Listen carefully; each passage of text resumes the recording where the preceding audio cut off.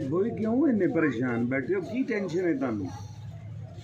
शामी साहब परेशानी तो कोनी, टेंशन भी कोनी, सिर्फ यही चीज़ का सोचना वा कि यार असी कितनी मेहनत करने बेशक वीडियो बनाने जी जी मर जाने, अपना कारोबार भी छड्डिया, सुकून भी छड्डिया, सोचा भी बड़ियां ने। सही गल है।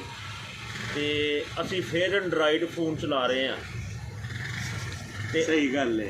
कुड़ियां सिर्फ इंज नहीं करदियां ने, ਉਹਨਾਂ ਨੂੰ 50 ਬੰਦੇ ਕਿਉਂ ਆਈਫੋਨ ਦੇਣ ਵਾਲੇ ਲੱਗੇ ਫਿਰਦੇ ਨੇ? ਵਜ੍ਹਾ ਕੀ ਹੈ ਜਾਮੀ ਸਾਹਿਬ? ਜੀ ਚਮੜੇ ਦਾ ਰੇਟ ਬਹੁਤ ਉੱਪਰ ਚਲੇ ਗਿਆ, ਲੈਦਰ ਦਾ ਕੰਮ ਬਹੁਤ ਉੱਪਰ ਚਲੇ ਗਿਆ ਹੈ। ਬਕਾਇਆ ਟਿਕਟੌਕ ਤੇ ਵਾਕਈ ਵਿਊਜ਼ ਸਿਰਫ ਰਕਾਸਾਂ ਵਾਸਤੇ ਨੇ, ਜਿਹੜੀਆਂ ਨੱਚਦੀਆਂ ਨੇ, ਟੱਪਦੀਆਂ ਨੇ, ਧਮਾਲਾਂ ਪਾਉਂਦੀਆਂ ਨੇ।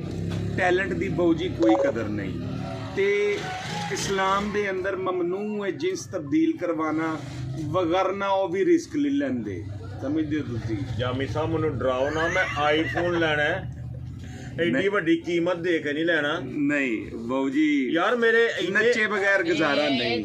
ਮੇਰੇ ਇੰਨੇ ਫੈਨ ਨੇ ਔਰ ਸਾਰੇ ਕਹਿੰਦੇ ਨੇ ਕਿ ਤੇਰੇ ਨਾਲ ਅਸੀਂ ਬੜਾ ਪਿਆਰ ਕਰਨੇ ਆ, ਜੀ ਜੀ ਮੁਹੱਬਤ ਕਰਨੇ ਆ, ਤੇਰੇ ਤੋਂ ਬਗੈਰ ਸਾਡਾ ਗੁਜ਼ਾਰਾ ਨਹੀਂ। ਬੋਈ ਕਿਸੇ ਨੇ ਵੀ ਨਹੀਂ ਜੇ ਲੈ ਕੇ ਦੇਣਾ, ਮੈਂ ਸਾਵਾਨਾ ਪਿਆ। ਮੈਂ ਉਹੀ ਗੱਲ ਕਰਨ ਲੱਗਾ, ਮੈਨੂੰ ਅੱਜ ਤੱਕ ਆਈਫੋਨ ਕੀ, ਆਈਫੋਨ ਦਾ ਚਾਰਜਰ ਵੀ ਕਿਸੇ ਨੇ ਦਿਖਾਇਆ। ਮੈਂ ਨਾ ਇਹ ਲੱਕੜ ਦੀ ਮੁਹੱਬਤ ਹੈ, ਕੋਈ ਕਿਸੇ ਇੱਥੇ 33-10 ਸਾਲੇ ਵੀ ਨਹੀਂ। ਹਾਂ ਮਿਲੇਗਾ ਸਿਰਫ ਉਹਨਾਂ ਨੂੰ, ਕਿਉਂਕਿ ਬਾਊ ਜੀ ਮੈਂ ਹੁਣ ਕਮਿਊਨਿਟੀ ਗਾਈਡਲਾਈਨ ਹੈ, ਮੈਂ ਖੁੱਲ ਕੇ ਦੱਸ ਵੀ ਨਹੀਂ ਸਕਦਾ।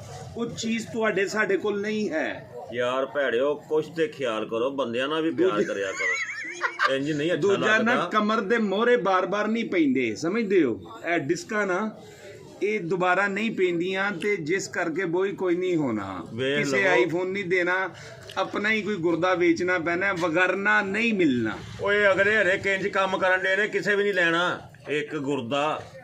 ਯਾਰ ਭੈੜੇ ਤੁਹਾਨੂੰ ਕੀ ਕਹਾਂ। ਓਕੇ।